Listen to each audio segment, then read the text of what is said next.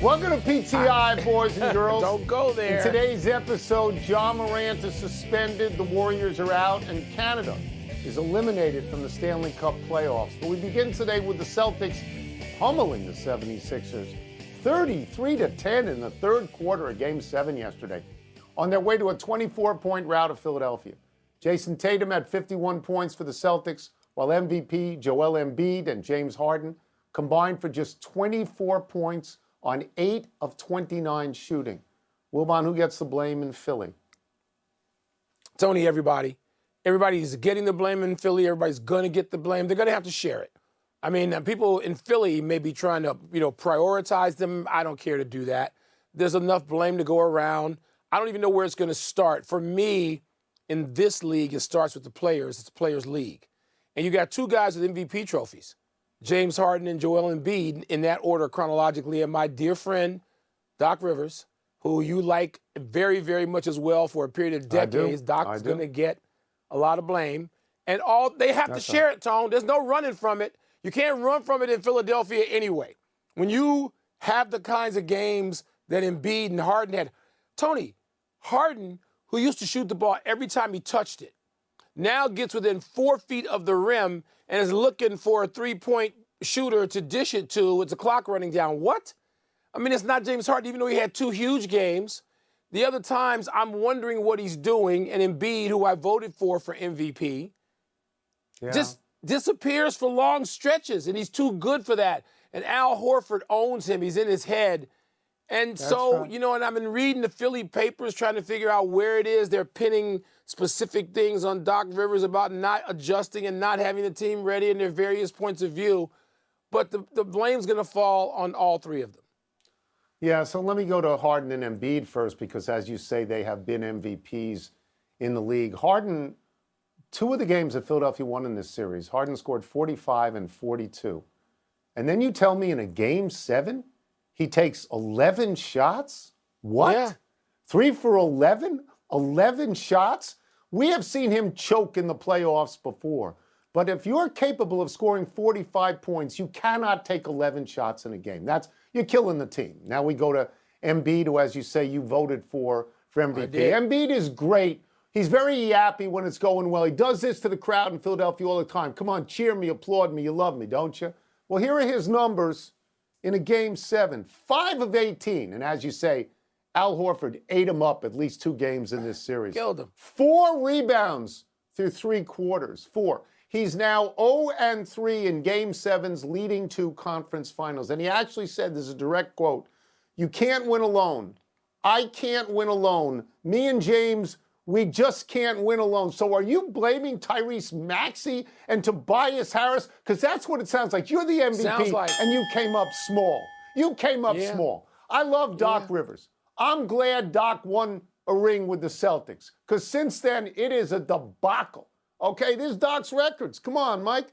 17 and 33 in potential series-clinching games. 0-10 in his last 10 games to get to a conference final, and 5 straight Game 7 losses. I can't imagine that he will be back next year. Someone will hire him because he's great. He's a wonderful person. He's a wonderful coach. But that's where the blame's going to fall, because those are the 3 biggest heads, on the shelf. They are. Tony, I'm not going to sit here and say it's unfair. I can't see, it's hard to see anybody but Embiid sort of back in Philly again with the volume that I seemed to sense last night and this morning. Let's move to the West, where the Lakers have sent the defending champs out of the playoffs and into an offseason of big decisions. Steph Curry's 35 years old now, and Klay Thompson and Draymond Green are both 33. Many had figured the Warriors would move on from Draymond, but Tim Kawakami, Northwestern Zone of The Athletic, says he thinks young Jordan Poole or Jonathan Kuminga could be swapped out instead. Tony, would it even make sense for the Warriors to try to run it back with their vets? So if you think that Draymond Green comes back, and so the core is together, Green and Curry and Thompson, albeit a year older. But then you look around the rest of the team. The drafting of James Wiseman was obviously a failure. Much like you, I don't think Jordan Poole is worth the money they're giving him. And Andrew Wiggins, something is going on in his life. He missed a lot of games. So Yeah, he moving did. forward, do we think that he is dependable? I'm not sure about that. It looks pretty good on paper. And they had the great moment when they went to Sacramento and they won on the road.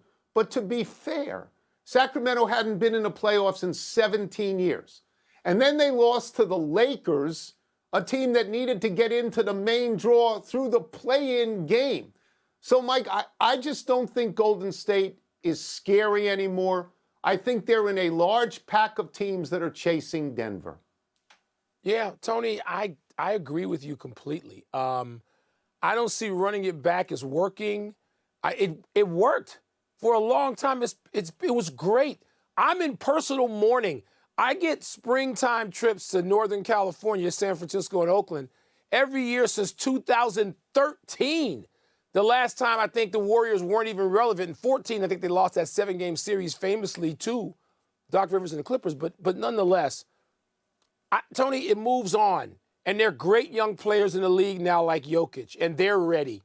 They're ready. Yeah. And there are teams out there that seem better suited and better situated because they've got draft picks that did work, and they signed free agents. They attracted people that worked. And the Warriors don't know if Bob Myers, the architect, is going to be back, and he's been great. And so I root personally for the Warriors and their success. I just do. I like the people, the place, Steve Kerr, Bob Myers, a couple of the owners that I know. I root for them. But, Tone, I don't see it anymore. It moves on from everybody. It moved on from Bird and the Celtics, from Magic and the Lakers, from Michael and the Bulls, from the Bad Boy Pistons, and Kobe and Shaq. It moves on, and I think it is. I think it is. If you don't make trades, and give up some people with real ability, you just wither. That's the way it works. Yes, John Morant has been suspended from all activities with the Memphis Grizzlies by the team after yet another video surfaced on social media of Morant holding a gun. The league says it is aware of this and is gathering information. Wilbon, your thoughts on what happened and where that might lead? Tony, it's just sad. It's sad to me on every level. And starting with this young man, he's very young, whatever he is, 23, 24. And his defiance, this is defiance. This is not he doesn't get it. No, he gets it. He doesn't give a damn. That's the problem. And Tony, and just in talking to people who are in security and law enforcement and people who are in now, have retired from those professions, and they're involved in sports and looking after people and investigating and doing everything they can, in most cases, to protect and serve. I've talked to several people, and they've said, you can be surprised if you want. We're not surprised. They're not surprised. They know what goes on. They know the stuff we don't know. I heard Kendrick Perkins today, and it was just arresting, because Kendrick Perkins is a guy who has had their ear. And it said to John, his dad, hey, here's some things I think. You ask me, I'm going to tell you, here's what I think you got to do. You got to avoid how this has to play out. They're not listening. They're not paying attention to Kendrick Perkins. And people can say, oh, they don't have any mentors. Yeah, he does. He doesn't give a damn. And so there needs to be a suspension of undetermined time until the league can figure out what the hell this kid is doing and what he's going to do next, if they can figure that out. But, Tony, it needs to be a long one. And if that means a season or more, then so be it. So I don't know John Morant at all. I can tell he's a fabulous player. I am informed by the stories in our old paper, the Washington Post, over a couple of months about his very troubling behavior. Incidents of altercations in department stores, incidents of altercations at his house with people who are guests at his house. Incidents with guns. Never ends well with guns. Never ends. No. So what happens is he understands this and he goes to counseling. He comes out of counseling. He says, I get it. It's my fault. I'm going to change. Can't have this anymore. It's completely on me. He says all the right things. Even after they were eliminated from the playoffs, he says, I understand that my off-court activities probably seeped into the team ethos, and I'm sorry for that. And then he goes on ESPN and he tells Jalen Rose, and I want to get the quote right, that's not who I am. Well, that is who you are. That is exactly who you are. Because you have done this again. I can't imagine that the NBA at large, from the commissioner's office, can allow Memphis to impose a penalty. This is a league matter now. This is a star player throughout the league. You can't sell these games to the general public if people are running around with guns. I agree with you. It's not going to be another 8 games. There's going to have to be something of great significance, as it was with Gilbert Arenas, who was shortly thereafter out. Let's take a break. Coming up, what does the NBA... Trying to find out what's popping with the populace. That's a good line. I wonder who wrote that. Wasn't me. Let me see the first one. Meal time! Put on my glasses to read it. What does the NHL lose with the last 2 Canadian teams going out of the playoffs? Well, for one, they lose probably the guy a lot of people think is the best player in the league, and Connor McDavid. You don't get to see him. You don't get to see Draisaitl, who's one of the top 5, even though he didn't score at all in like the last 4 games after starting explosively. So, Tony, you lose Canada. Most importantly, you lose Canada. And I've been in Canada a couple of times in the last few summers, springs, when you don't have a Canadian team in, and it's just sad. It's their sport. It's not our primary sport.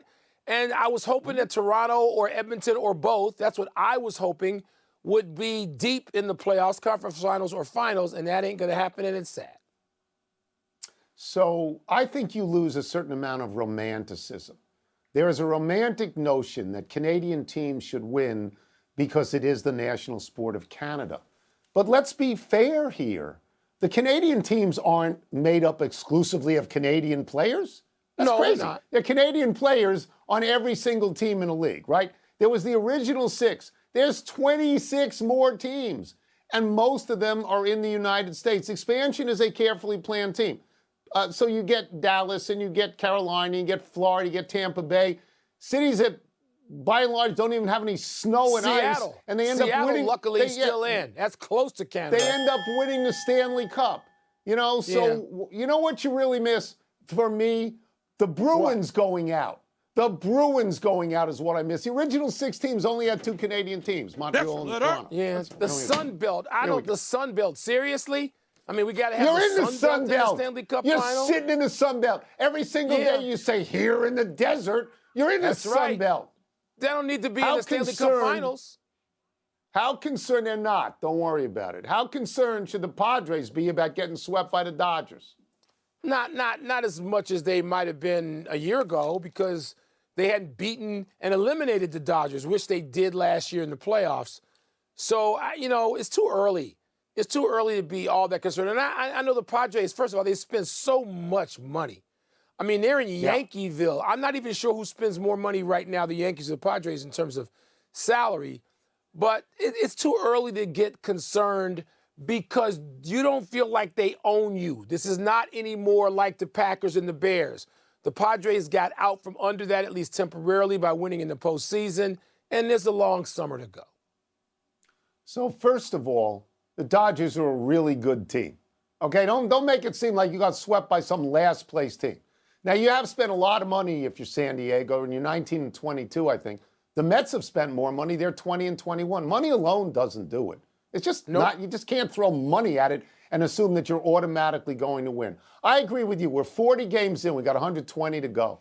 Nothing is set in stone at this point. If this happened in September, I would be a little bit more concerned. But the Dodgers, last 8 years in baseball, have the best record. I just want to get back to the notion that you don't think the Sun Belt should have any hockey teams. You'll spend your life in the Sun Belt. Get out. They don't need one either. You think they need a team here in Arizona where it's playing at a high school rink that draws 5,000? You may not be paying attention, but I am. And I'm from an original 6 city, and I go to games and pay my way into playoff games when they're actually in it, okay? I'm not out here in the desert. I'm here on I-95. You should be. Not female. Let's take one last break. Still to come, the Suns say see ya to Monty Williams. Kicked him out of the Sun Belt. And we've got a Game 7 in the NHL, the aforementioned NHL, tonight. You always mention all these cities you go to, like you're a world traveler. You go to Toronto for basketball playoffs. That's what you're there for, right? Jones in 1999 and Bobby Bonds in 1973. as the only three players since 1920 to have 3 walk-offs in his team's first 30 games of a season. In the bottom of the 10th against Minnesota on April 18th, Verdugo hit a run-scoring single for a 5-4 win. In the bottom of the 10th against Cleveland on April 29th, Verdugo also hit a run-scoring single for an 8-7 win. And in the bottom of the 10th against Toronto on May 1st, Verdugo hit a solo homer for a 6-5 win. Verdugo was the most important piece going to Boston from the Dodgers in the Mookie Betts deal. And so far this season, Verdugo's hitting .299, 5 homers, 18 RBI. That's nice, but Betts has already won a World Series. He's been in the top 5 of the MVP situation and voting twice in the time since he left Boston. He's not hitting much for average right now, 250, but he's got 9 home runs. His power numbers, I think 24 runs better than his power numbers are fine. And he's Mookie Betts, baby. He's Mookie Betts. Yeah, I don't think anybody compares Verdugo to Betts. That would be crazy. No. Not so happy anniversary, Jose Bautista. On this day 7 years ago, Joey Bats of Toronto took a clean, straight right hand to the face from Rougned Odor. This is a big punch, and to Bautista's credit, he didn't go down.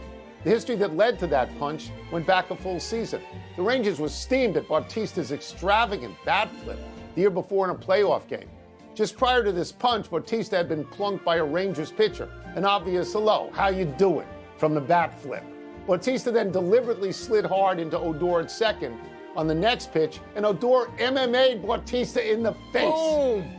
Boom! I don't blame him. You know, we haven't talked much about bat flips. That was all the rage then, and to talk about it. It just seems like it went away. What's up with that? It's not important anymore? Doesn't offend anybody? Doesn't violate baseball's unwritten rules? I don't think it went away. I think you've been watching the NBA. Happy trails, Monty Williams. 7 years. New Phoenix owner Matt Ishbia didn't wait even an hour to fire Williams in the aftermath of Phoenix's 25-point playoff loss to Denver over the weekend. Williams had coached the Suns for 4 years. He was coach of the year last year. 2 years ago, he took the Suns to the NBA Finals. But this was the second straight year the Suns were blown out at home in their last playoff game. Last year, Dallas beat them by 33 points in a conference semifinal. Williams posted a laudable 194 and 115 regular season record. His 27 and 19 in the playoffs. Nick Nurse and Mike Budenholzer are names popping up as candidates in Phoenix. Both have won championships and both were just fired. Yeah, I like one of those names more than the other, the Canadian one. Tony Ayton. I'm not going to go Stephen A., who blames all of the firing of Monty Williams on DeAndre Ayton, but I think it's a chunk of it. They should have either let him walk and replaced him some other way, or gotten a trade done so that Ayton wouldn't be there. Because otherwise, I mean, that team seemed to get along so well. With Ayton, he was always just a problem, never more so than in these playoffs when he just wasn't up to it. Wasn't up to it at all. Love Monty Williams. I thought that Ayton was Wilt Chamberlain. We were told he was Wilt Chamberlain. Now, 2 years later, he's got to go? 5 years later. 5 years ago, he was 5 drafted. years later? Time flies, doesn't it? Let's go to the big finish. Wilson Contreras will return to catcher for the Cardinals tonight. Are you surprised by that? No, I'm not, because that's why they got him. The Cardinals, by the way, sadly, have won 3 in a row in 6 of 7. Jason Day. You're always taking shots at. I like Jason Day. Shot 62 on Sunday to win the Byron Nelson for his first victory in 5 years. Please tell me you're impressed. I'm glad he's healthy again. He's very popular with fans. People like Jason Day. Yes. Oklahoma is the #1 seed in the NCAA softball tournament. Does that make sense to you? My God, yes. They're going for their 3rd straight. They're 51-1 on the season. I'm glad we're in another region hosting our own Northwestern, and maybe we won't have to play them, but everybody's got to play them. CBS hired Matt Ryan as a studio and game analyst. Is that a good fit? Wait a second. Does that mean that Matt Ryan is out? He's not going to play football anymore? He says he's on social media, not a retirement. This is not a retirement. Then what is it? If you're going to go work for someone, what exactly is it? What quarterbacks do now? Last one, cracking.